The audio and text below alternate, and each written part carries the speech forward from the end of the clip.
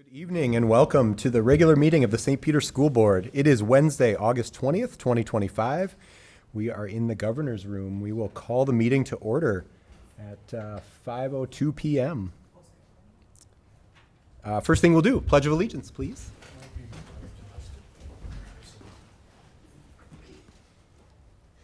I pledge allegiance to the flag of the United States of America and to the republic for which it stands, one nation, under God, indivisible, with liberty and justice for all. All right. Next up, we need to consider and adopt the agenda. The agenda is in front of you in the packet and in the board book online. I'll move the agenda. I will second. We have a motion and a second. Any discussion? All those in favor signify by saying aye. Aye. Opposed, same sign. Agenda is adopted. Kimberly, do we have any requests to speak? All right. Next up is the consent agenda. We have in front of us page 3 through 13 and also online on the board book. We will seek a motion to approve the consent agenda. I so move. I'll second. We have a motion and a second. Any discussion? I will say I did look at the bills and things seem to be in order after a little extra work, but they're in order now. Thank you, Treasurer Kaut. Any further discussion? Mr. Chair? Yes? With the resignation of the teaching role of Mr. Keating, I'm assuming that we have a science teacher for that role? Yes, he was on a leave of absence Exactly. for a year, Mhm. and because of that, we didn't have to make a cut in the science department, Mhm. so now. Continuation of Same that individual, perfect, Yep. good, thank you. Any other discussion? Discussion. Hearing none, we'll proceed to vote. All those in favor signify by saying aye. Aye. Opposed, same sign. Motion carries. The consent agenda is approved. Thank you. We do not have any student spotlight because it's the summer. No student council report because it's the summer. Again, Mr. Chair, if I may, given that it is summer, Mhm. but school starts obviously in the very, very, very near future, is there a possibility to have a student council rep, or is there? If the student council officers are not as heavily involved in activities, they will be the representatives. Otherwise, we're gonna we're gonna go to the National Honor Society Mhm. and Great. see if one of their kids is gonna be able to do it. And that'd be a really It good- is really nice to have them. so. Oh, absolutely, and be a really good experience for those other students as well. Yeah. It spreads out the opportunities, so, Yeah. thank you. Yep. Thank you. We'll move on to our action items. Item number 1, consider acceptance of gifts, donations, and grants. Dr. Graff. Yeah, so we have 4 donations to talk about this evening. The first one is the Governors. The Governors donate time as instructors for a percussion program, and then they also have donated $750 to help to defray the costs of that program. Next is a donation from the St. Peter Booster Club for $11,367.49, and that's to cover the final items that were purchased in 24-25. And then lastly, a donation from St. Peter Youth Wrestling Association for $10,624, and that donation will be used for a rollout protector mat to cover the practice mat in the wrestling room. And then Annette is here to talk about a really, really large grant that we have. Yeah, this one is really exciting. Through our partnership with Habitat, we co-wrote a grant for to the Minnesota Housing Challenge, and we found out this spring, late May sometime, that we received $99,999. Again, the majority of that will go toward building materials, but the school district is getting $20,000 worth of new building equipment to assist with the build. And we were ready for some new equipment, so it came at a great time. And that's due to the history that we have with that builds, do you think? With what? With the number of builds that have been done? You here? know, I don't know. The grant was I don't know why I ended up reading the email, because some of those come through and you're like, but Yeah. it just seemed like the grant was specifically written for school partnerships. Nice. To do with housing. So, and they were also very interested in the job opportunities for kids who had taken the course. So that was part of it too. Just out of curiosity, 99,999, was that the limit on the grant? Was Yep, that what we? that was the Yeah, limit. Just curiosity. Yeah. It's an interesting number. Yep. Incredibly Where's the generous and great. $1? Like, Yeah, it's awesome. yeah, but Yeah. it's great. Maxed it out. Maxed it out. And I think there will be another opportunity to write another one. So that would be great. Awesome. Congratulations. Yeah, thank you. It's exciting. Scott Robinson had a lot to do with this one too. He's the teacher who does the build. Great. I move that we accept these grants and donations and gifts. Second. Have a motion and a second. Any further discussion? Discussion. We'll proceed to vote. All those in favor signify by saying aye. Aye. Opposed, same sign. Motion carries. Thank you very much to the generous donors and to the grant givers. Next up, consider adoption of student parent handbooks for 2025-2026. Dr. Graff and others. So on an annual basis, buildings review their student parent handbooks, and if there are changes, those changes are presented to the school board with a recommendation to approve those changes. And tonight, the principal team is here to present those changes. These changes have also been shared in advance with both the policy committee and the education committee, and both supported the changes.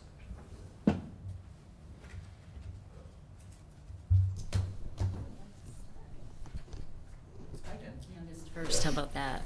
Second youngest. I'll start with me.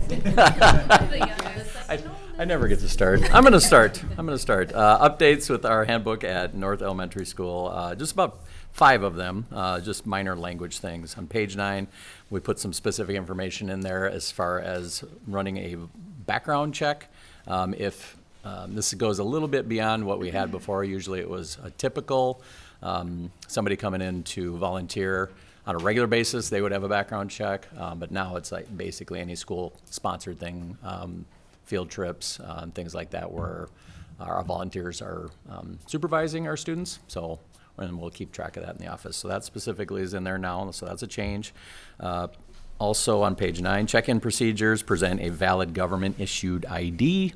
Everybody had to check in anyway, but just put that language in there about government-issued ID. A daily attendance tracking has shifted a little bit. Now, if a student arrives after the start of the instructional day at 8 o'clock, but then prior to 8:15 in that window, that's marked as a tardy. Anything after 8:15 would be an absent. And prior to that, we had tardy all the way up until, what, 9 a.m., so it was an hour. So it shortened up that quite a bit. So that's in there. And then we also, between now, North and South, we actually track attendance by the minute, the instructional minute. So that has an impact. If a student leaves early, gets there late, basically that's subtracted by the total number of instructional minutes, which are 400 minutes a day. Let's see, student expectations at high school athletic events. Any students that may not be following expectations in those events can be asked to sit with their guardians or their parents, or be dismissed from the event. And that's new language in the handbook. Yep. Watch the game, cheer on the Saints, absolutely. And then just page 17 has building-wide student assessments, just a little more dialogue and narrative in there about the assessments that students take in 2nd through 4th grade and what they measure. And then that, along with just policy update in the appendix of the handbook. Thank you. Thank you. Can I ask a question concerning the government-issued ID? Mm-hmm. Is that going to be a problem with some of our immigrant families? We have been doing that already. So Okay. our Raptor system, which people bring in their IDs and drop it in the scanner, which then generates a log on the computer of who they are, because it pulls that data off that magnetic strip on the back, and then makes them a name tag with their picture and everything. So that's been happening, but we just didn't have the language in Okay. the handbook. So I don't think it hasn't been an issue. I mean, so what's acceptable, like a driver's license, Yep. I suppose anything else? passport, yeah. Passport? Mm-hmm. Yep. Yep, good question. It hasn't been, we haven't had an issue so far, and that's in all our buildings. Well, I notice it's in all your handbooks Mhm. too. Thought I'd just get that one out of the Yeah, way. yep, it has not been, good question, but it hasn't been so far. So do you think maybe you could add something to the handbook about expectations, and if adults don't live up with that, they have to sit with their kids? Yes, done. You must stay with your children, your students. Yep.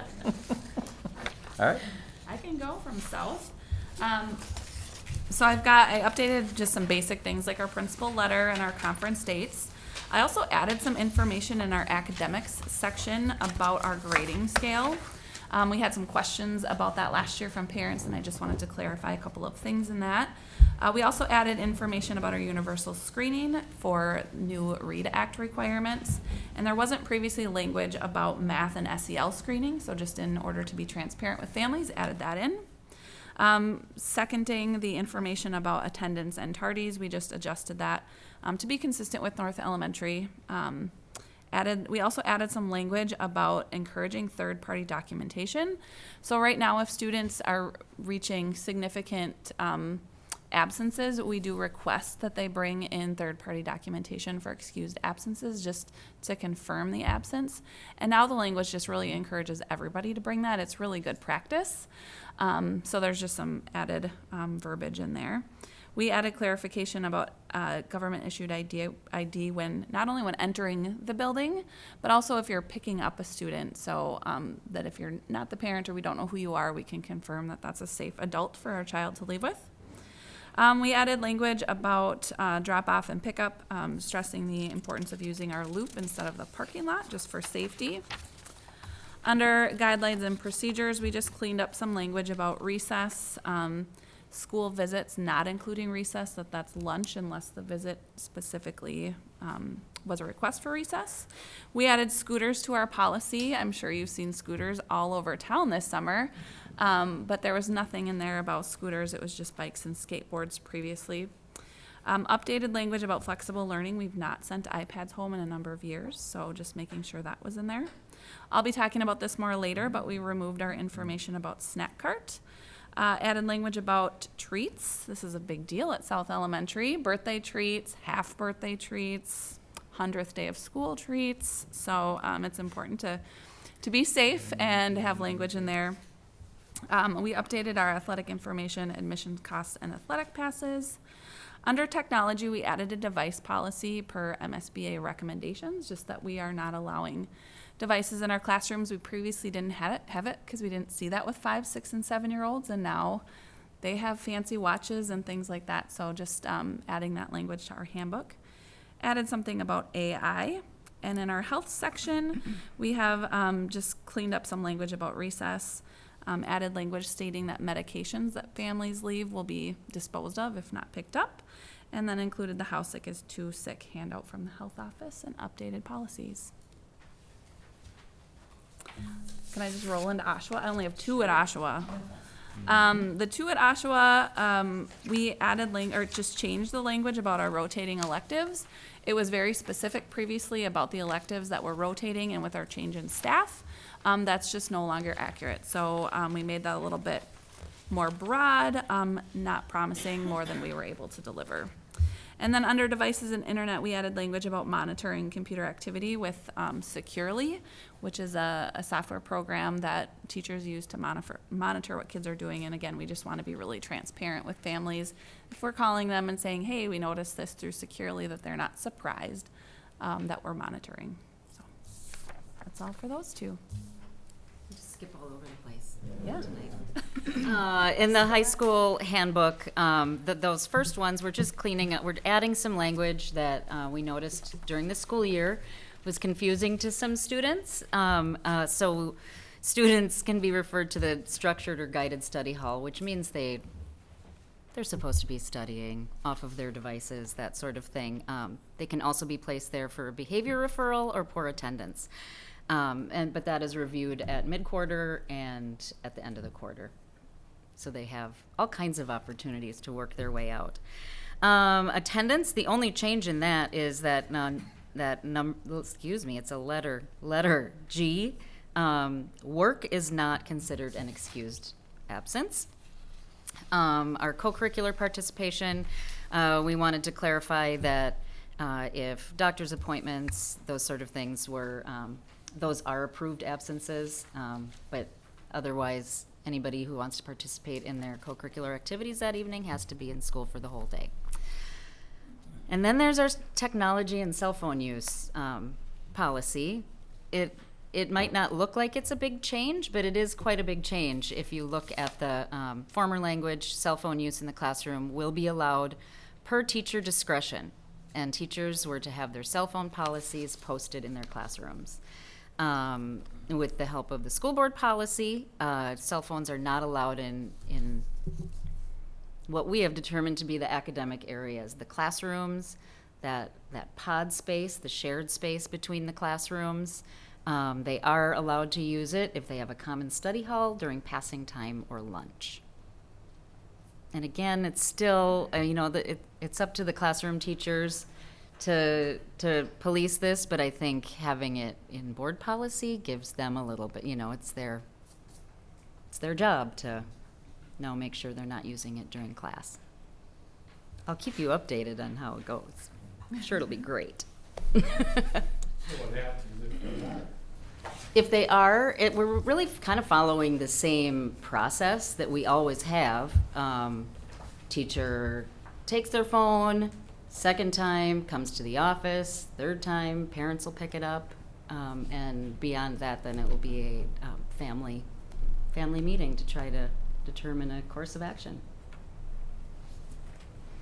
And that's consistent with the middle school policy as well. And South Elementary. Not North. We do one and done. It is like basically if they're using it in a way that they're not supposed to, they keep them in their backpacks or lockers or whatever. But if they have them out in the class, like the teacher just takes them, go down the office, and a parent comes in and picks it up. Just a curiosity question. Obviously, it's going to change from high school to South.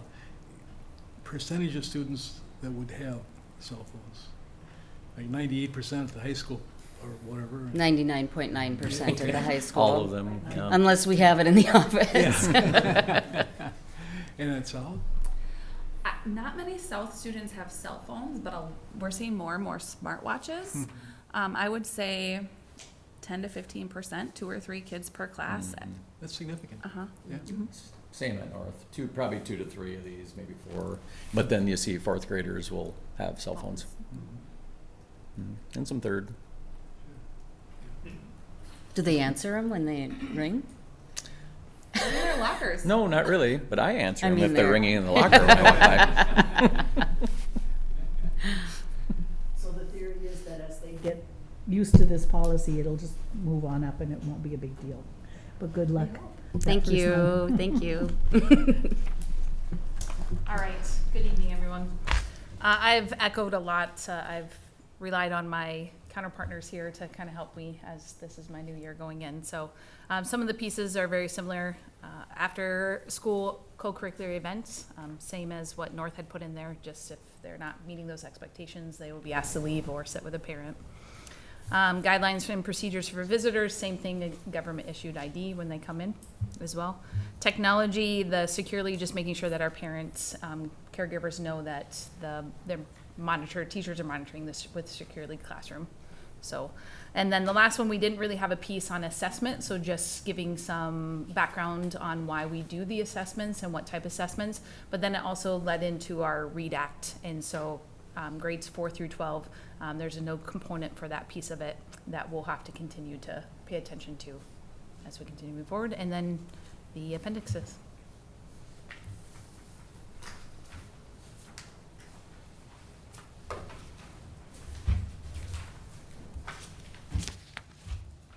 I move to accept the changes to the various handbooks.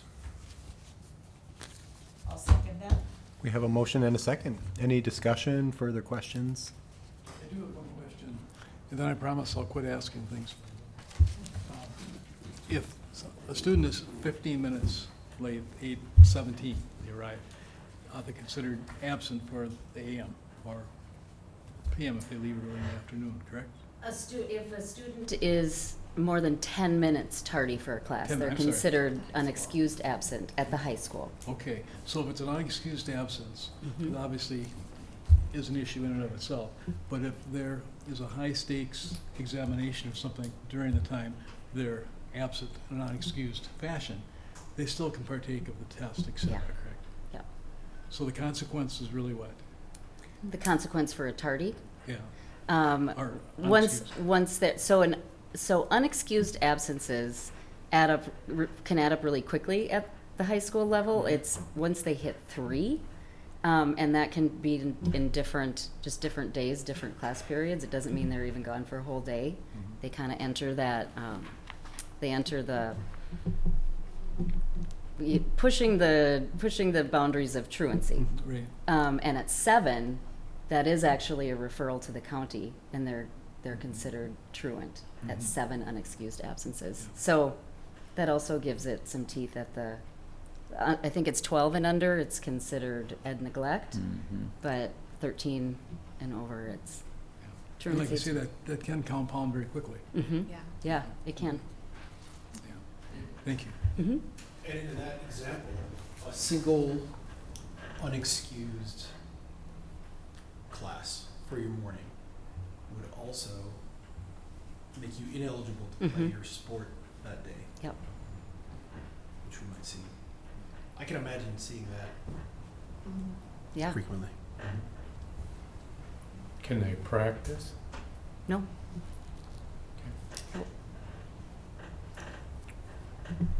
I feel like the consistency that you have put into the handbooks on all levels is really good, and the fact that it's no longer the teacher has to take the blame for something, that it's all right there, and the decisions then are easier to make and the kids can understand a consistency. Mhm. It's nice. Our attendance overall has been very good.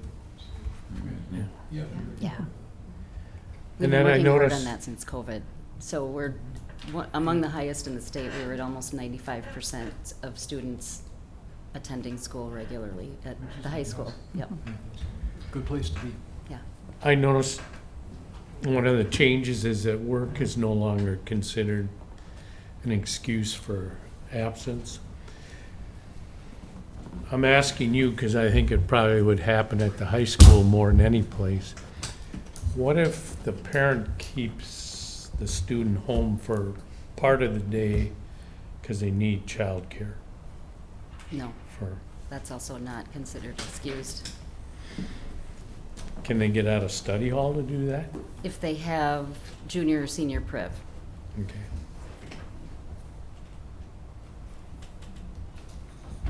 Consistent attendance is No, I'm- yeah, very I'm not- important, so we have been, But just so Been really parents working on it. Yep. realize that now Yep. too.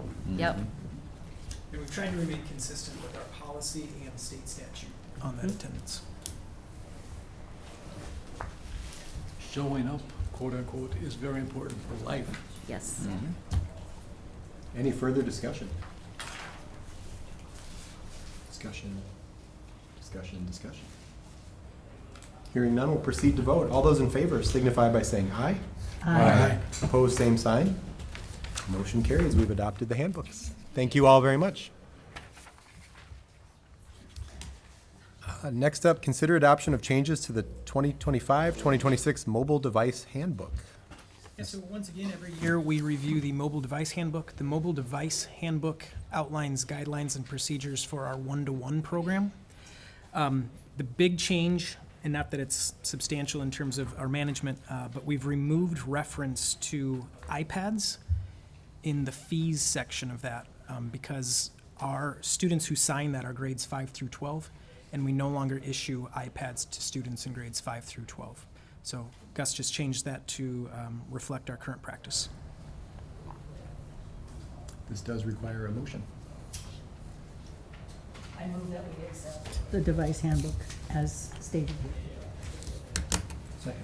We have a motion and a second. Any further discussion? Discussion. All those in favor signify by saying aye. Aye. Opposed, same sign. Motion carries. The changes have been approved. Item number 4, consider adoption of changes to the 2025-2026 crisis management plans. Dr. Graff. All right, per policy 806, our crisis management or emergency action plans, as we call them in the district, require annual review by the board and approval. And there are some substantial changes to this year's emergency action plan or crisis management plan, however you want to call it. And they can be summarized in 3 different categories. The first category is the adoption of 3 crisis management teams. We've always functioned with 2, but guidance from Homeland Security and Policy 806 suggests that we should have 3. So those 3 teams are a district emergency response team. We call that the safety and security team. It's made up of administrators and school resource officer and nurse. That's the team that kind of drives the district policy and practice around safety. The new addition is the building emergency response team. So each building this year will create and function with an emergency response team that governs the practices of each building. That team that just ensures that the drills are getting taken care of, kind of doing the triage after the drill, what worked, what didn't work, and just making sure that those plans are in place. And then lastly, which has always been in place, but this is the 3rd team outlined in the policy or the management plan, is the building medical emergency response teams. Each building has a group of staff members who will respond in case of a medical emergency.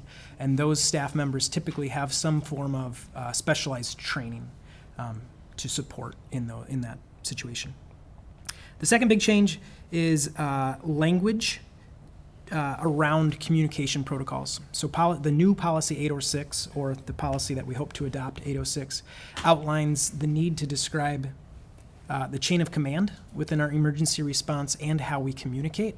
So we've added language to our crisis management plan to describe the flow of decision-making and how we use cell phones, dispatch radios, overhead intercom, crisis go, and thrill share, all communication tools that we use within the district.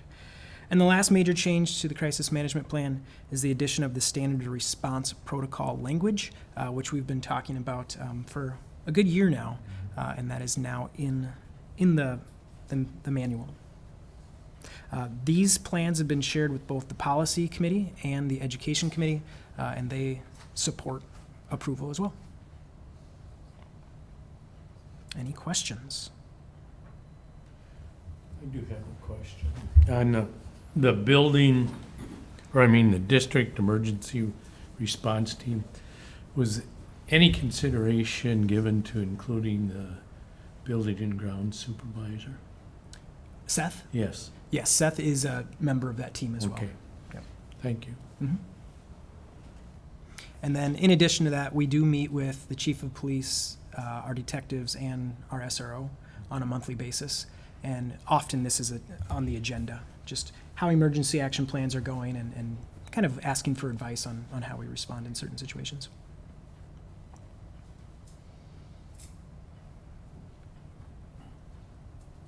I would say thank you to you and the team for working on this. Obviously, these are the things we don't want to do, but these are the things we need to have in place, and I feel really good about the plans that are in place as a district parent and as a board member. So.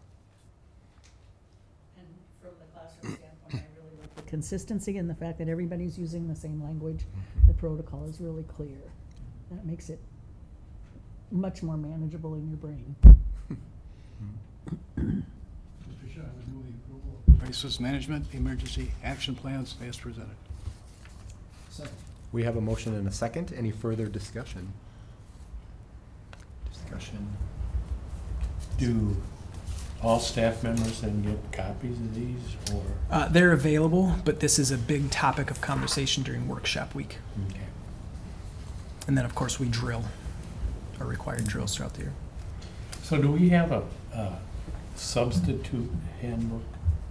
Not officially, but my understanding is every building has substitute folders. And one of the things we talked about this year is making sure that that one pager for standard response protocol goes in there. And that first time that that substitute enters the building, making sure that they're aware of what that is and what that would look like. That's a great question. We do have a motion and a second. Any further discussion? Discussion. Hearing none, we'll proceed to vote. All those in favor signify by saying aye. Opposed, same sign. Motion carries. We've approved the crisis management plans. Thank you. Item number 5, consider approval of adult meal and second entree prices for this academic year. Dr. Graff. All right, so Megan, our business manager, was unable to be here tonight, so I will do my best to work through this. But each year, we are required to set the prices for our adult breakfast and lunch costs, and that is driven by MDE's guidance. So in your packet is a document outlining those prices.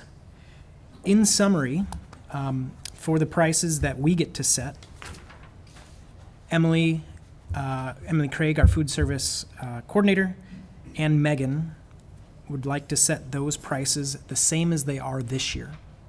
And then for our adult meals and the second entree, we'd like to set those, keeping those where they are today, but knowing that those may change. MDE has not provided us with guidance yet. They're a little bit behind on setting those prices, but we're going to start school soon. So we are recommending keeping the prices where they are with approval to set those at MDE's minimum once that information comes out. And those increases are typically 5 to 10 cents? Yeah, not much at all. Not much more than that. The guidance from MDE, what Megan told me is MDE said, well, just set them 5 cents higher. But we didn't feel comfortable doing that, not knowing the real numbers. I don't remember a time that MDE did not have this. I know, by this point, we're pretty close. In fact, some schools have probably started. We're close to it. Some educators and workshops. Yeah. One other thing is, if a student wants a full second meal, they have to pay the adult price. Correct.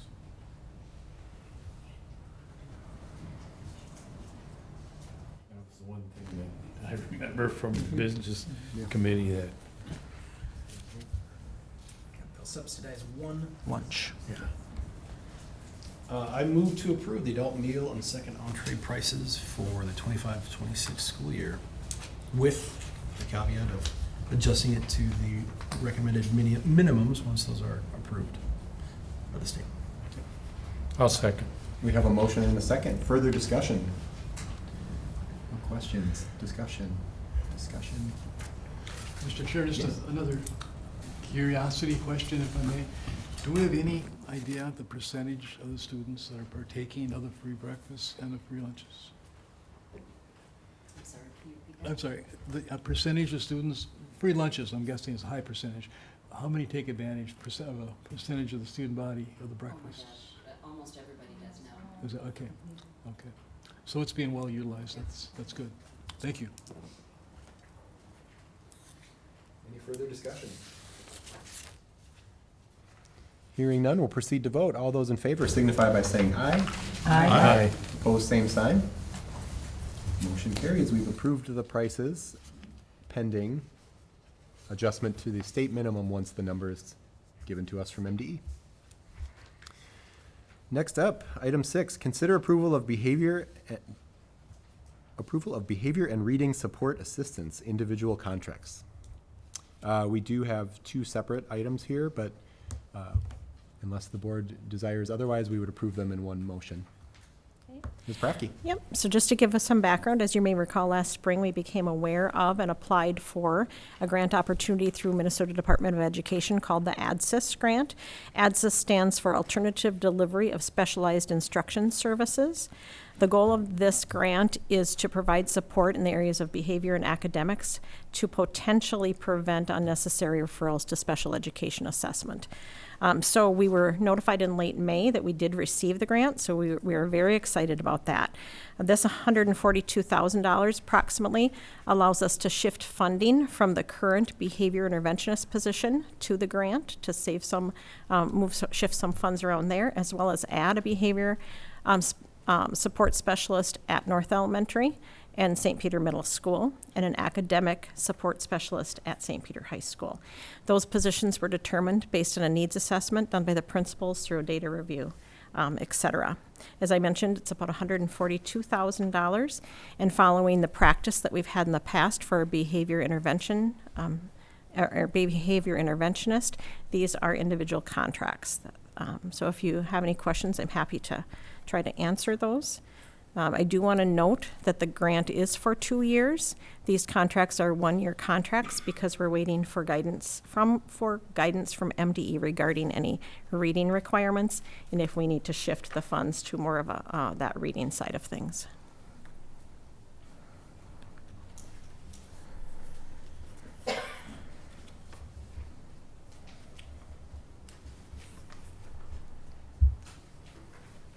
Questions? Any questions for Ms. Prafke? Are there any minimum education requirements or certificates? It does that require a bachelor's degree need- Okay, in an area. but not in education or anything like that? It's- No, Okay. a related field. Mhm.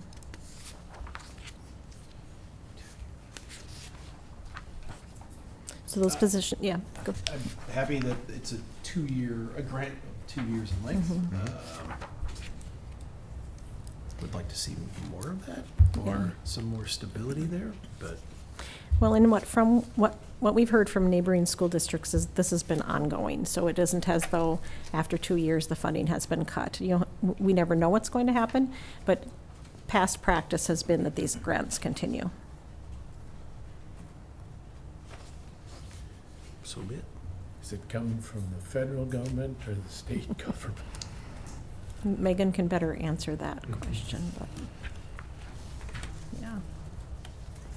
But it is right now we're at a 1-year contract. I'm a little confused on language under hours and duty. Okay. Hours and duty days, it says the work here shall consist of 1,746 and 3/4 hour days. I'm not quite sure what that means. It's 174, 6.75 hour days. So, exactly. Yeah, there's a comma and a space. No, I understand that. Yeah. I said, 1,746.75. Yeah, Yeah. so it's a 6.75 hour day, and there are 174 of them. Okay, so it's 174 days, Right. semicolon. Yep, 6.75. Exactly, okay. Yep. Okay. Okay. We can certainly make that correction. I'm sorry. We can certainly make that addition, the semicolon. Yeah, it's just addition. a little bit confusing. Sure. Yeah, thank you. Thanks for asking that. We want to make sure we get it right.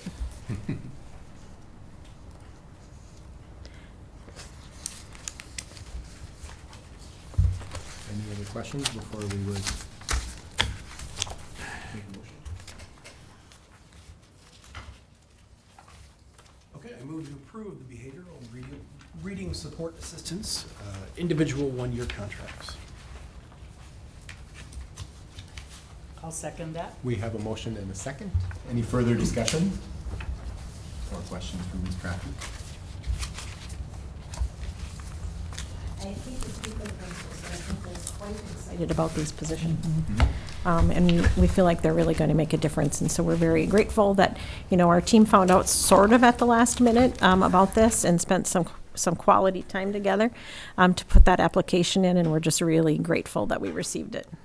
So, and we are required certainly to provide data to the state and how things are moving along and so on to ensure that we're following those guidelines. I know that's a little bit different than the contract, but wanted to provide you with that information. We have a motion and a second. Any further discussion? Discussion. Hearing none, we'll proceed to vote. All those in favor signify by saying aye. Aye. Opposed, same sign. Motion carries. We've approved both of the behavior and reading support assistance individual contracts. Thank you very much. Thanks, Steve. Next up, number 7, consider the approval of a resolution for MSBA legislative platform. Mr. Kaut, it's got your name on it. I see that. Okay, part of the process that MSBA uses to develop its legislative platform is to seek input from school districts.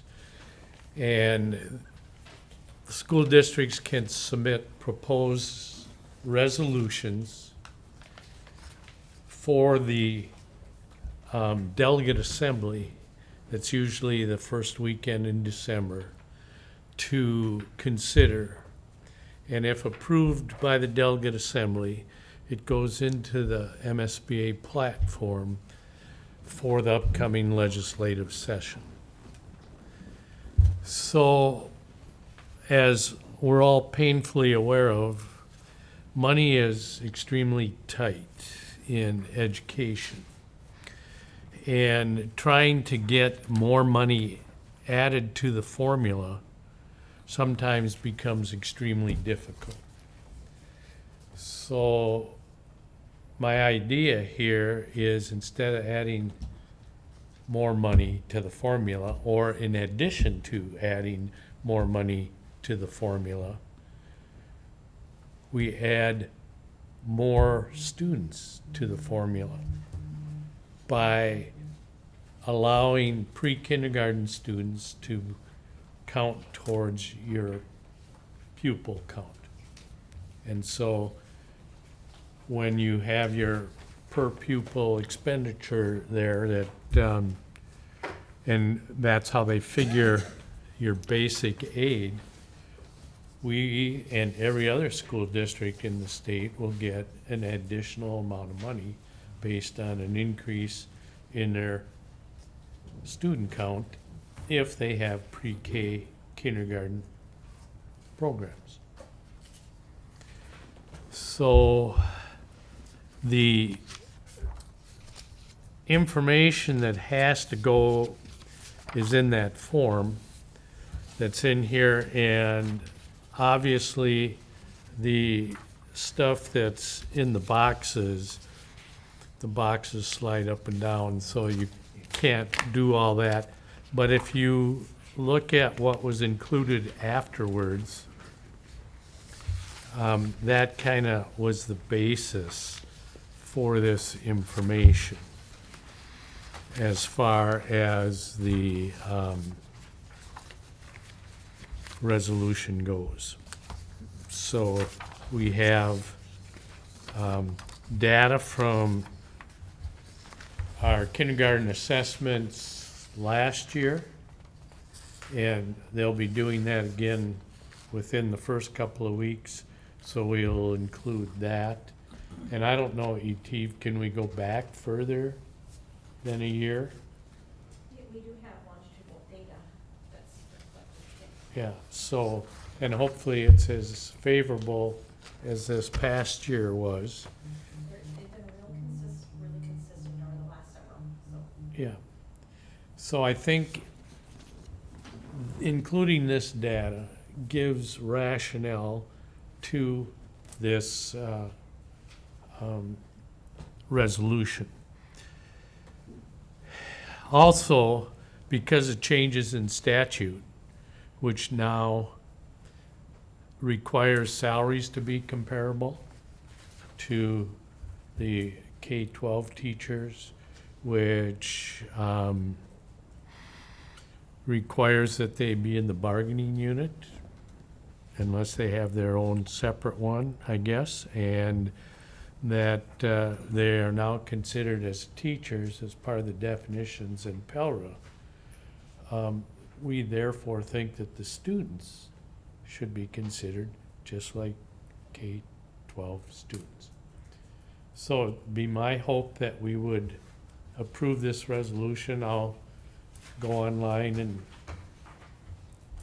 fill it all in and send it to MSBA, and I would like Superintendent Graff to try and bring this to MASA principals, to your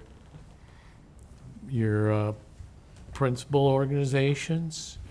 I've mentioned it to the paraprofessionals because Ed Minnesota's, and they seem to think that that was a good idea. So hopefully we can get a groundswell of all educational organizations to get behind this and see it passed at the legislature. Heaven forbid that we could get a bipartisan approval of anything, but, so. Certainly appreciate you going to bat for us. Well, it was one of those in the shower, early morning, late night ideas that happen, and it was too late to get on the delegate assembly agenda last year, but they said bring it forth this year, so hopefully we can get it across the finish line. Well, thank you. So I'll move it. Yeah, great. So we have a motion, we need a, I'll second it. we have a motion and a second for the resolution. And this isn't a resolution as such that we have to do. The delegates. It's a resolution for the delegate got you, okay. assembly, so we don't have to do Around the table, we Yeah. can just do a, a voice vote. so we have a motion and a second. Any further discussion? I mean, it's a great idea. I'm like, how did this not come up before? It seems like when you see it, you're like, oh yeah, obviously. Yeah. Well, the statute changes just took place a year ago. So prior to that, the teachers weren't considered teachers Right. for purposes of collective bargaining, PELRA, so costs were different, et cetera. So when, I'm sure Ed Minnesota went to bat for those individuals to get those changes, but didn't do anything to increase revenue. And there are districts that get scholarship money. We applied for that, my understanding was years ago, did not make the initial cut. Whenever the legislature has increased the scholarship money, they haven't added new districts. It's just the districts that have the scholarships get more scholarships, so. We used to receive about $127,000 in scholarships through the pathway program, and now on that particular pathway, we maybe get 10 per year, and all of that is funneled into different areas of the state. And I want to congratulate you for trying everything you could to get it into this past year's delegate assembly process. So this is the official way. Well, I didn't try everything. I Well, didn't get kicked out of the No. delegate assembly. No. I don't know. Yeah. So, all right, we have a motion and a second. Any further discussion? Discussion. All those in favor signify by saying aye. Aye. Opposed, same sign. Motion carries. Thank you, and thank you, Mr. Kaut, for your work. Thank you. Item number 8, consider policies for approval with a single reading. Dr. Graff. So we have a number of policies that have come up in our regular policy review that require minimal changes based on legislative changes. So these were brought toward or forward with the policy committee, and they recommended passing them with one reading. So if the group's okay with it, I'll just give you a brief overview of each and then be able to answer any questions, and please, policy committee, chime in. So we'll start with policy 414, our mandated reporting policy. There's an update to a legal reference is all. Policy 501 is our school weapons policy. There's an update, the MSBA model policy update, dealing with the definition of a dangerous weapon. Dangerous weapon is referred to in the policy, but previously there wasn't a definition for what that meant. So they've added that. Student attendance, there's updates to procedure for applying for an excused absence. Previously, policy allowed students' families to apply for an excused absence to school board or superintendent. That has now been removed in the MSBA model policy. Parents need to go to principals. Next one is 516-5, overdose medication. There was a change in legislation that essentially makes it okay to carry naloxone and anti-opioids medication, and that would allow school districts that choose to make it allowable for high school students to possess and administer opioid antagonist medication to their peers. So the model policy had a big note that said optional. Our policy committee chose to not include that in the policy. We do not feel it is necessary for our students to carry that and administer that. Instead, training our students on who to contact in the case of an overdose. Policy 524, internet technology and cell phone acceptable use. There's an update to a legal reference. Policy 602, organization of school calendar and school day. There's an update to a legal reference, and that legal reference signifies that schools are allowed to start before Labor Day the next 2 school years. Policy 707, transportation of public school students. There's minor updates to language referring to students with disabilities.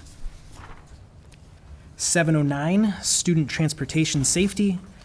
They've eliminated the deadlines that were placed on schools for teaching active transportation safety.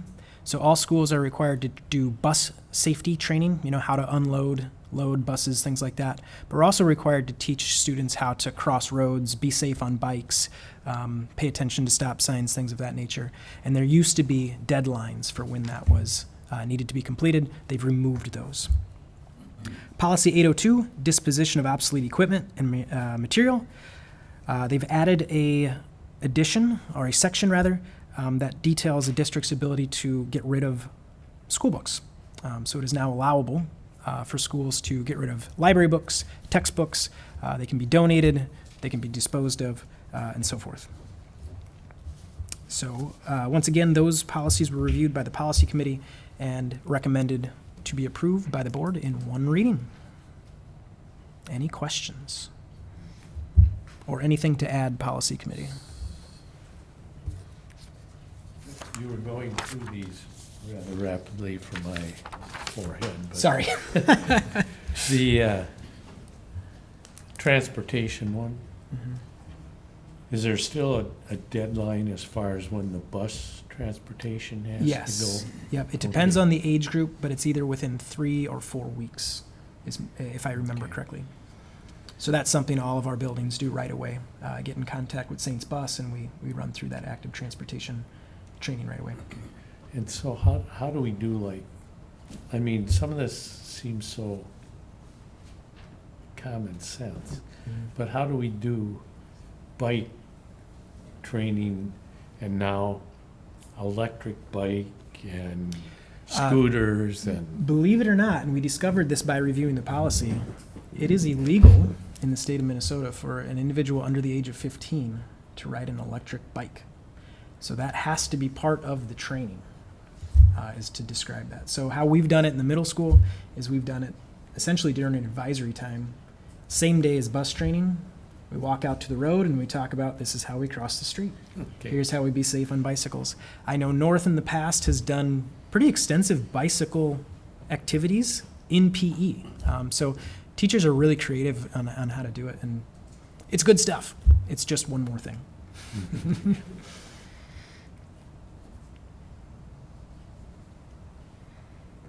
Those scooters scare me.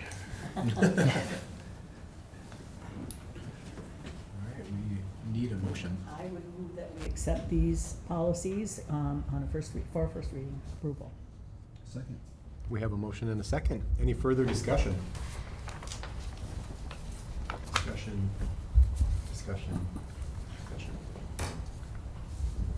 Hearing none, we'll proceed to vote. All those in favor signify by saying aye.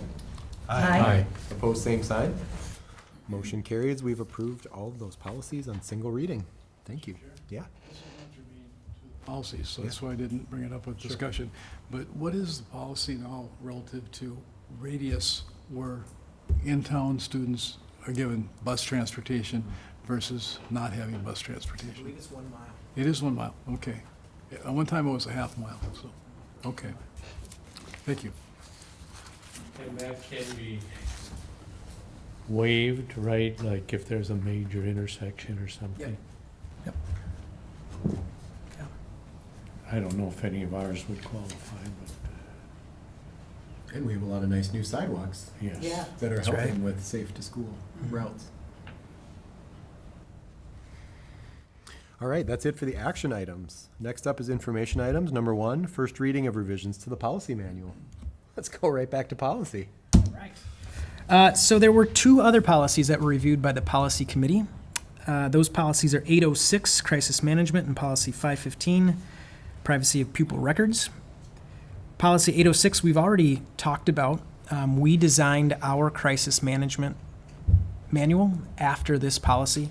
There's some pretty substantial changes in there in regards to communication, chain of command, requirements around maps that the school district has on hand, and then also teams.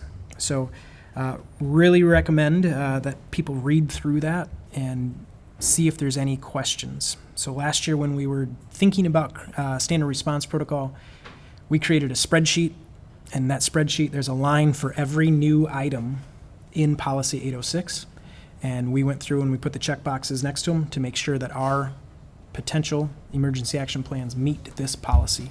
So take a look at that, let us know if there's any questions. Policy 515, protection of pupil records. There was a change in legislation that clarified what is allowable in the state of Minnesota for directory information. So previously, their policy had essentially the federal guidelines for what can and cannot be shared in terms of student information, and then underneath that was, but in Minnesota, you can't do this, this, and this. So what the recommendation now is from MSBA is that districts put their own definition in that section based off of the law. So we have added our definition to that policy. It should be in red on the, like kind of a maroon color in your board packet. But essentially what we have described as directory information for St. Peter Public Schools is a student's name, dates of attendance, grade level, enrollment status, participation in officially recognized activities, height and weight of members of athletic teams, and honors and awards received. So we're following Minnesota's guidelines for directory information. The difference is we're simply stating it in this policy.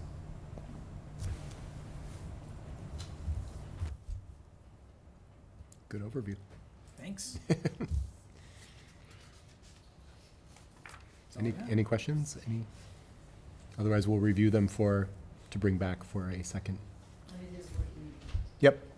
So certainly let Dr. Graff know or any members of the policy committee. All right. Both are very lengthy, so popcorn and beverage and some comfy shoes. Next up, South Elementary breakfast snack schedule. Ms. Sikora. So Jana has been working on some efficiencies at South Elementary, and she will share those tonight in regards to snack and breakfast. Yes. Well, before we talk about the efficiency, it's really about kids. And so, as you know, with little humans, Activity is really important, fresh air, playing is really important, and also food is really important for learning. And so in the morning, previously, our kids would get to school, buses drop off beginning at 7:40. Parents start dropping off in the loop, not the parking lot, at 7:40. And kids have an option. They were able to come in and go to the cafeteria for breakfast, or they would go through the doors and out to the playground and have recess. And we found that participation in breakfast was highly dependent on the weather. And we were also finding that kids would play at recess and then come in really hungry and want to have breakfast, but now breakfast was over and they were going to class. So it was just kind of a difficult decision for 5-year-olds to make in the morning between playtime and pancakes. So we wanted to take that decision and just do something better for kids. And so we know that kids benefit from playing in the morning, and that's also what they really want to do. We also, the Minnesota legislation provides free breakfast for all students. So what we are excited to do at South Elementary is allow all kids to play outside in the morning before school until 7:55, and then come in and we will serve breakfast as part of our school day. Previously, all of our students received a snack between like 9 and 10 a.m. with their class. Parents paid $20 per academic quarter so that we could purchase those snacks. And admittedly, they were not highly nutritious snacks. They were affordable snacks on $20 per quarter per kid.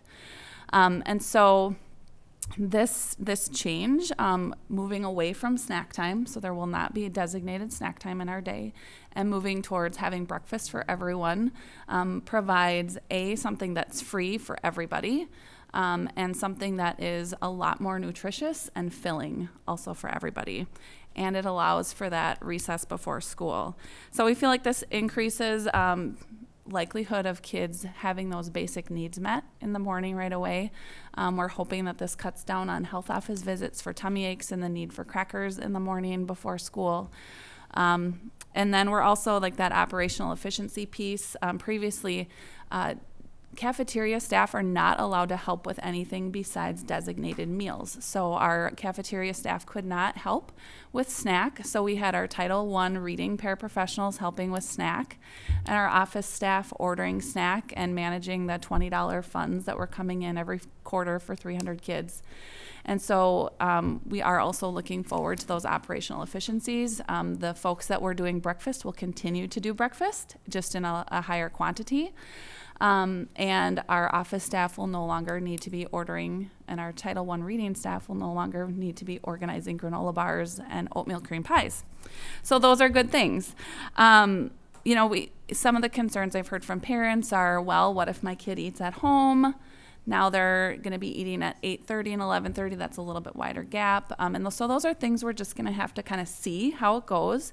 If kids eat at home, they are still certainly welcome. My kids eat breakfast again at school. They're certainly welcome to have a second breakfast. Or if they want to just sit and socialize, they can do that as well. One of the things that I really want to clarify that I think it's important for you all to know as an informational item is that instructional minutes, we were able to count snack time as instructional minutes and part of our school day. Meal times, like breakfast and lunch, cannot be included in instructional minutes. So when Chris LeClaire is reporting our minutes to the state, we are losing 15 minutes per day of instructional time. We are still well above the minimum of what's required for elementary schools. We are still 107 hours over, which I think we calculated to 15 days. But I think that's an important piece. So we're trading 15 minutes for snack for 15 minutes for breakfast. Logistically, it doesn't change really the number of minutes that kids are learning in the classroom, but it does change what's reported. So I think that's important. But yeah, I think this is a good move. We have some logistics yet to figure out with the teaching staff and in communication with parents. But I think overall, this is a really good thing for kids. So I'd be happy to answer any questions. If I can just add, there's a lot of research out there about recess and the power of recess. So one of the things Jana and I talked about is really using this as an action research project and Yeah. really trying to see if there's any correlation or connection, if we can see in the data a benefit to that. Yeah, absolutely. Cool. I like the access, everybody has access. Absolutely. Not choosing. Great, thank you. Next up, St. Peter Facilities Use Terms and Conditions Agreement.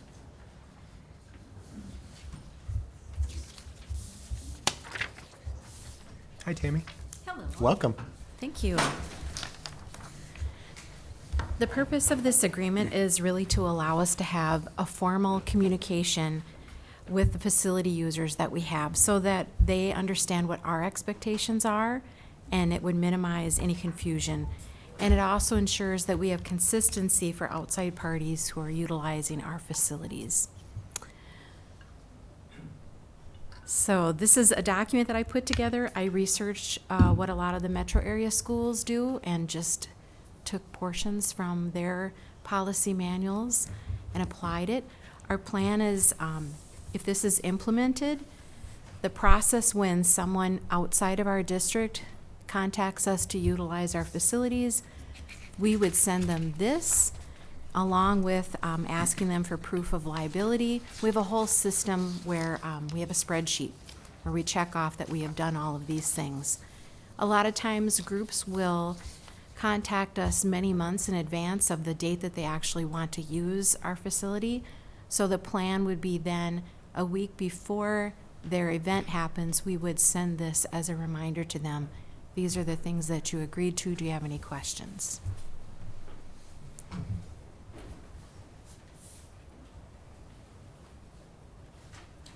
So when we built the new high school, it was really important for the community and for the district to be able to share that space, to make it truly a community place, a community location.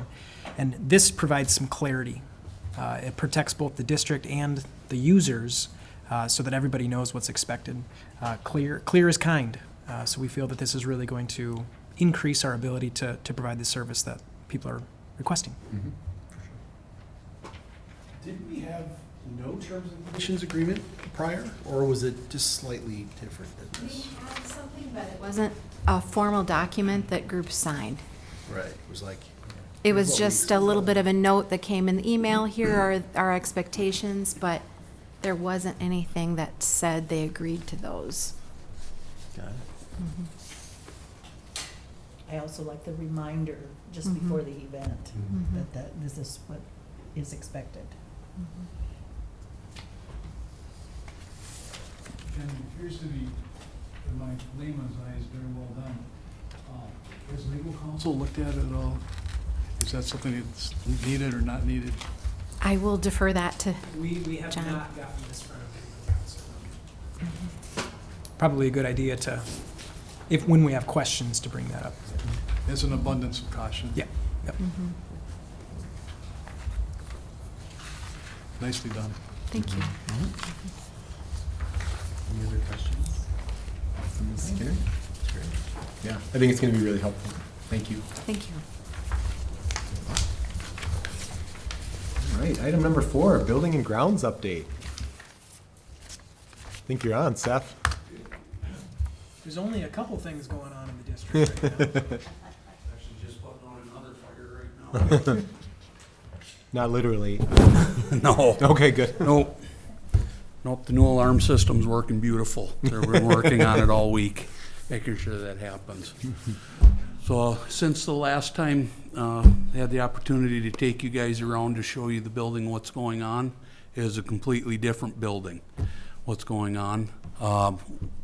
The inspector was out there today for an initial visit, and as of right now, there should be nothing holding up our certificate of occupancy, which is gonna happen on Friday. The only thing they need to come back, check on Friday is they are working on the fire alarm system and then have to get the sprinkler system charged, tested, ready to go, which that's what they've been working on all week, trying to get both systems integrated, ready to go between phase 1, phase 2, and phase 3. And everything's right on schedule with that one too. So as of right now, we are opening Monday for business. Teachers should be there at whatever time they start, 7:30, and we should be good to go. The parking lots, all the crews are working their hardest to get things cleaned up, get the parking lots emptied out, get things squared away, so we won't have any parking issues. When students show up on the 2nd, I believe, there will be no busing issues, there will be nothing in the way, everything should run as smooth as possible. Everything that we wanted to get done, sadly, I can't say has been done. They'll be working on it a little bit later. Some of the terrazzo, the new stairs, they had an issue with the machine. Lightning strike hit their plant. That's the only machine in the United States that does that, and they had to get parts from Italy to get it to work. So they were doing the infills on the stairs because they could do that by hand. The precast, as of right now, is on schedule for August 22nd. We do have a steel stairs in place, and they have been okayed by the inspector that they are safe to use. They do have a kind of a rougher surface on it, so there's gonna be no issues with slipping. There's no rough edges. They went through, checked everything. Is it gonna look as pretty as I want? No. Is it gonna be functional? Absolutely. It's not gonna hold back.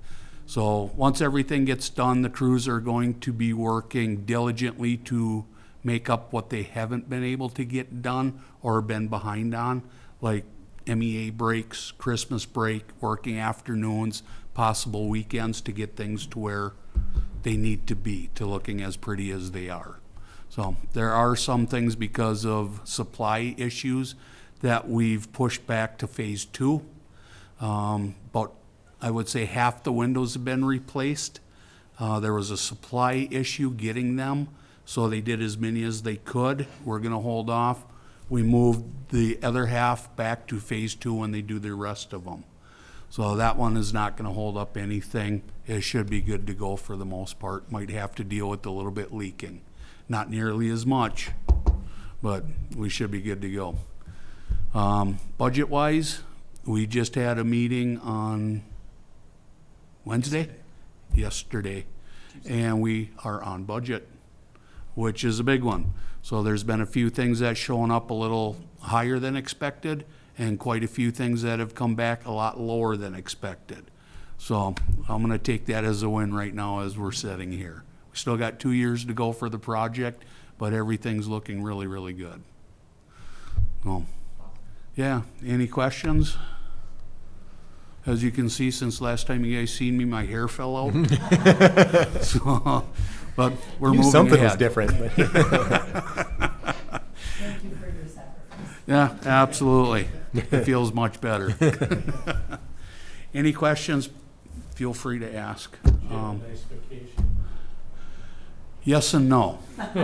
Yes and no. Even though I was up looking at the Rocky Mountains, I was still working. I wake up in the morning, spend a couple hours answering emails and questions and stuff, and then spend the rest of the day enjoying. So, yep, kind of hard to get away in a situation like this.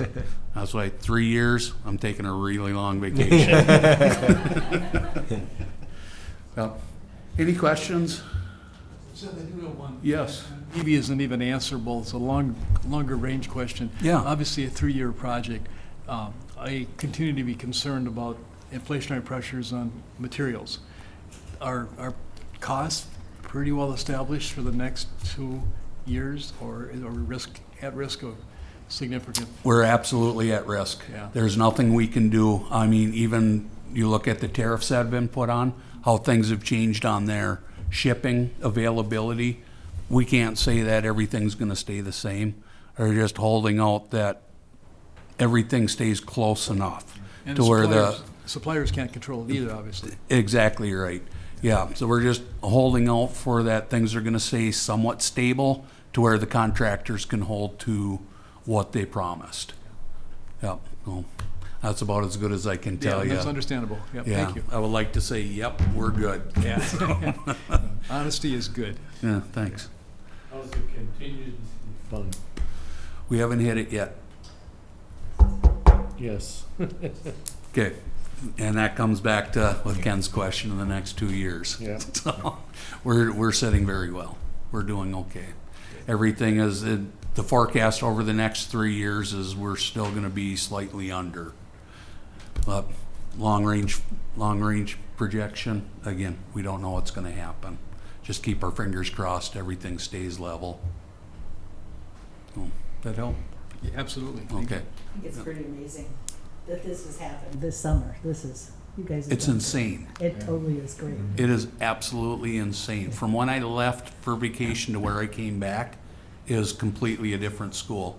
It really is. I was blown away. And I actually, when I came back, I did a walkthrough. That was one of the first things. I walked through MVed, then did a walk through the middle school, and I actually felt a little more at ease doing that, seeing where things were at. So, yeah. Awesome.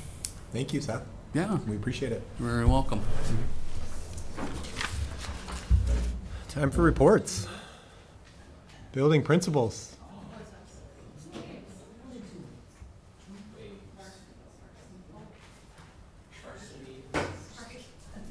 You seem surprised that you're giving reports. First meeting? Or?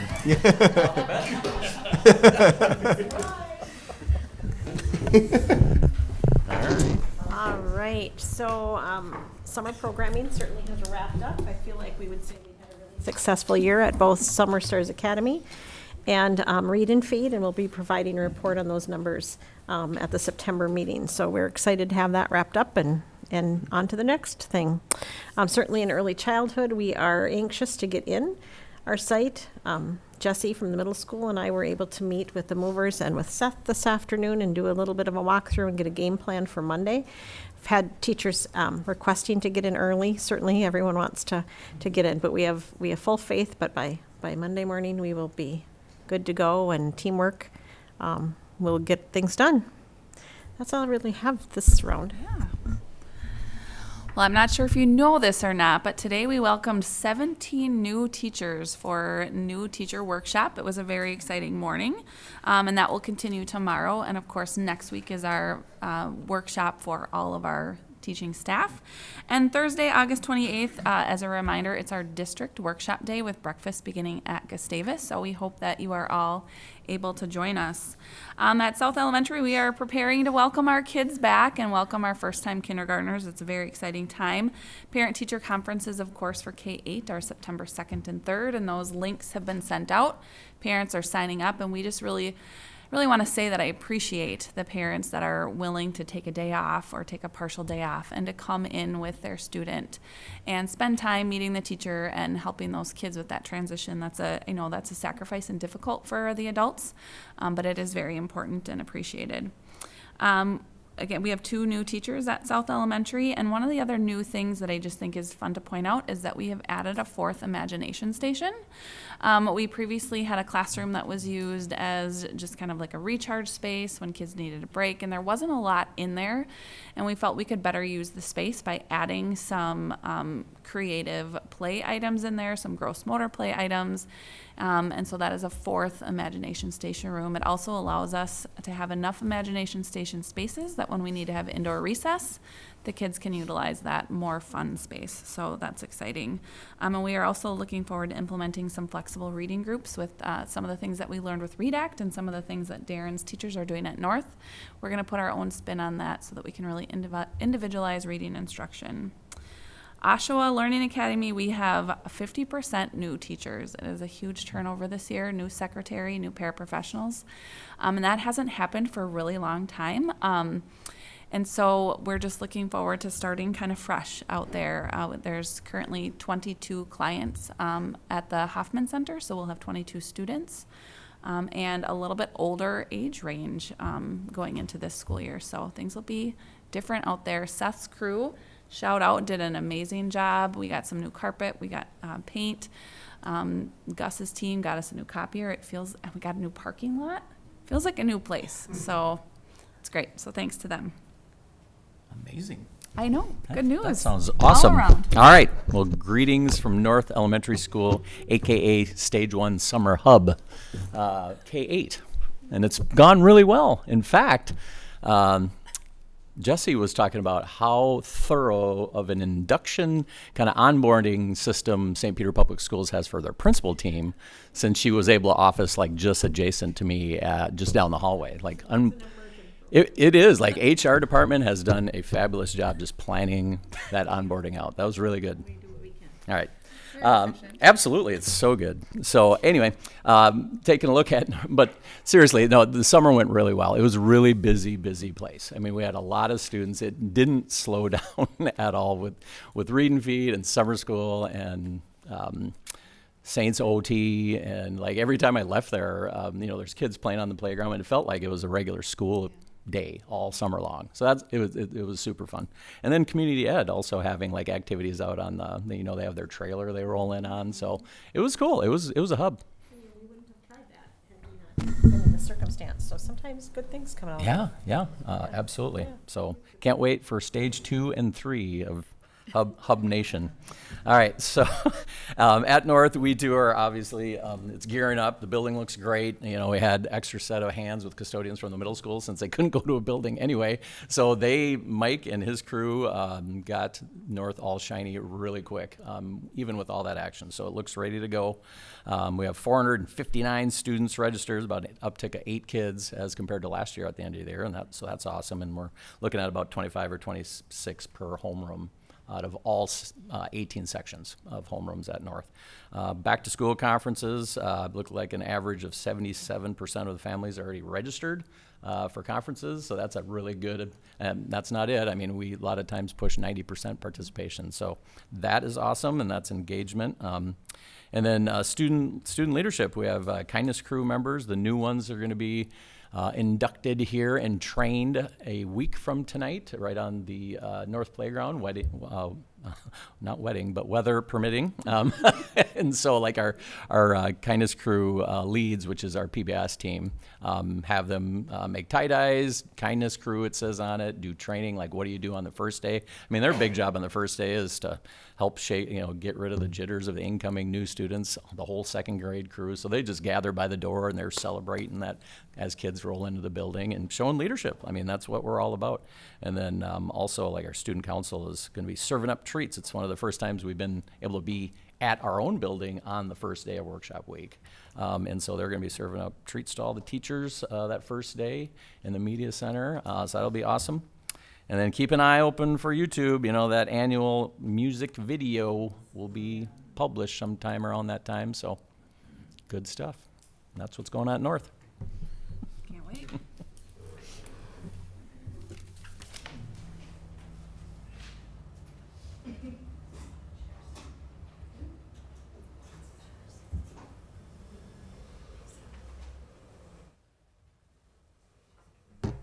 We won't take up quite as much time as our elementary colleagues did. That doesn't mean we don't have just as much stuff to report, but I believe they used up all of our time. At the high school, one important schedule change for our kids is that we're getting rid of daily Saints time. We're a little sad about that. It was especially nice for Second Chance Breakfast and kids who needed extra time with teachers, but with the schedule change, moving math and world language back to skinnied classes, with that extra 20 minutes in there of Saints time, those classes were like 40 minutes, which that you're just taking attendance and getting started and you're releasing them from class. So the only day that we will be having a Saints time is when they're meeting with their PLPs, and that's on Wednesdays. Rock Bend location, we're excited to get into the community center. We can move in as of Friday. And I'm happy to report that as of today, we're fully staffed. That means 2 staff members. We've got a teacher who's a new young guy who's really excited about it. And I love the way he talked about kids and opportunities. And special thanks to Tanner Netto, who stepped up and is happy to help out and come out and be the Rock Bend para. So seriously, thanks to Tanner Netto. And Wednesday, next Wednesday night is an open house at the high school for all grade level kids and parents. There's a specific time, I believe it's 5 o'clock for 9th graders and their parents. they're not it's not a requirement. We did a lot in the spring, but they can tour around the building and try to figure out their schedules and classrooms the week before everybody else arrives. And our kids are starting Tuesday the 2nd. Okay. Construction. Say that fast. Yeah. So I just want to say a huge thank you to Seth, Bryce, and Logan and Tara from ICS. I have felt like I have been very much informed throughout this process, and that has allowed me to communicate to our staff what to expect on Monday. So we were just there at 3 o'clock and 4 o'clock today, and it's coming along. So thank you. So it's going to be what it is. And so we've just got to go in and be excited that we're back in the building. And honestly, it kind of gets to this point of the school year where I'm ready to be back in the building where I get to see people and students. And so let's get that rolling, right? So Out of North? yeah, Adam North, yeah. So, I mean, yeah, Darren and I, well, just for the year, and then I think I'll be back next year. So, yeah, it's been a great, honestly, it's a bittersweet, and I've said that. I think I would have been lost just by myself at the middle school, and so having everyone there to kind of help support and rally and ask questions, it really has been a blessing in disguise. So, I know it's probably been a big headache for Seth, but thank you to me. So, we're finishing up enrollments. We have roughly 36 new students, K-5 through 8, so that's exciting. Yeah, so real exciting. We had our four new teachers today, so our middle school teachers, got to meet them, and I hired some of them. I did not hire some of them, but I'm excited to welcome them on board. They seem great. They've got the great mindset for a middle school teacher and what is about to happen, so I'm excited for that piece of it. First Parent Caregiver Some More went out. This is our newsletter that we're just going to be updating our parents on the things that are going to happen at the middle school, and it's going to be a great opportunity to showcase what our teachers and our students are doing throughout the school year. So really excited for that. Got some great feedback from some parents already within the middle school. So, and we are actually, because we didn't have our transition for our fourth grade coming to fifth grade, huge thanks to Michelle Dozy, who is organizing for any student who is new to the district and new to middle school. She's creating kind of a get to know you, what to expect middle school on August 29th. So we'll be doing that with 36 new of our enrolled students. So that's what we got going on at the middle school. Awesome. Thank you. Thank you. Dr. Graff. I would just like to echo the excitement and the thanks. There is so much work that goes into getting the school year ready, from squaring budgets to setting schedules to cleaning the floors, and our staff is incredible. So just a huge thank you, and super excited for opening day, week of September 1st. Happening soon. Awesome. Anything else? All right. Board members around the table, Mr. Rosso. Two things. First of all, the school backpack program, which you are all very familiar with, is wrapping up, and it's been a labor of love. Numerous people, large number of businesses have contributed. There were 3 of us who went around picking up the barrels that you see at the various businesses. We did that last Friday, and my pickup's not very big, but I had to make 2 trips, which is a good thing. And one of the academic conference rooms at Gustavus is full of school supplies.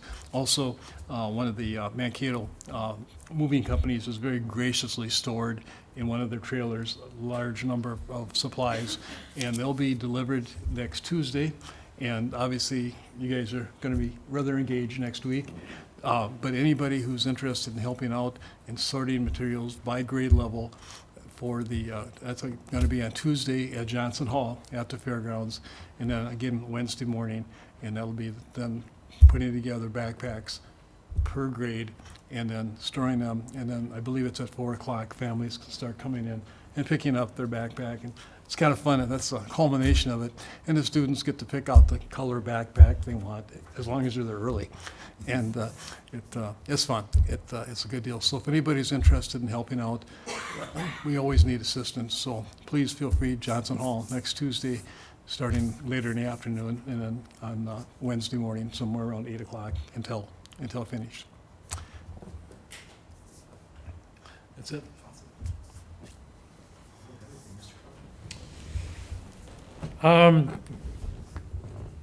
Yeah, I'll do this now as far as committees also. Negotiations, we'll have our third meeting with the custodians tomorrow.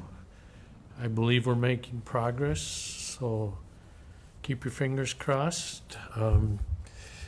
Next Wednesday, we're supposed to meet with food service. Is that gonna bother your open house? Okay. And then we have, we've met with Paris. We have 2 meetings scheduled in September with the Paris, and our office support people, we've met once with them and have not set up another meeting yet, but we'll be working on that down the road.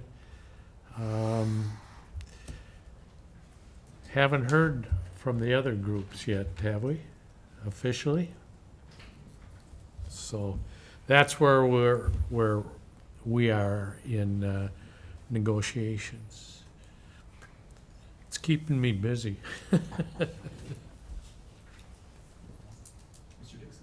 Nothing for me tonight.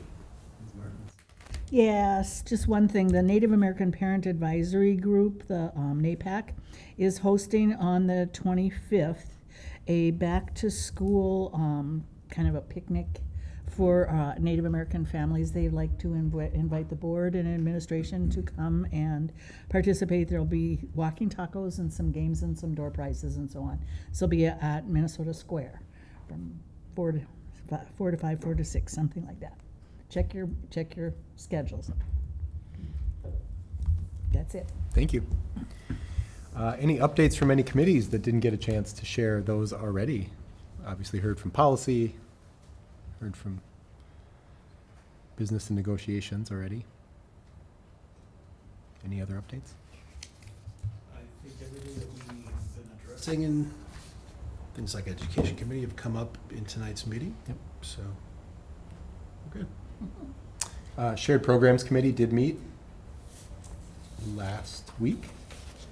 Bill, Tracy, and I, and then members from the City Council, Dr. Graff and Mr. Prafke were there. Kind of just covered topics that popped up that we felt like we could discuss or wanted to discuss. Like we did with our joint City Council and school board meeting, it was that kind of thing, just a wide range of topics that are mutual interests. So no decisions, of course, in that committee meeting, but just lots of conversation about lots of things. So it was a good, productive meeting. I think we're going to meet quarterly-ish moving forward to keep conversations going between the two groups. That's the hope. Yep. Did we agree on because they had talked about the 5th Thursday of the Yeah, I don't month think or we've settled on it, but that made me think it must be about quarterly because Yeah. there isn't a 5th Thursday every month. So And I had to step Stay out, so tuned. I didn't catch that part. yeah, I meet with Mr. Prafke coming up here, so we'll hash that out. Great. We have several upcoming meetings of the board. More HR and negotiations committee, of course. Business committee, policy, education, all of them meet before we're back here in a month, Wednesday, September 17th, in this room at 5 o'clock. Mr. Chair, I'm interested in with the business committee, we met like all the committees have done recently. And the budget tracker, we're following that closely. Megan does a wonderful job with that, as does John, and the committee is tracking the funding and doing the best we can with that. Enrollment, good to hear the numbers are where they're at. As of the date of our last meeting, we're up about 12 students. I'm not sure if that's changed since that time, but the trend is positive. Awesome. Yeah, it is good. And we hope to bring that to the full board at an upcoming meeting, September meeting. Would entertain a motion to adjourn. So move. All in favor? I know, meeting is adjourned. Despite your protests, meeting is adjourned. Thanks, everybody.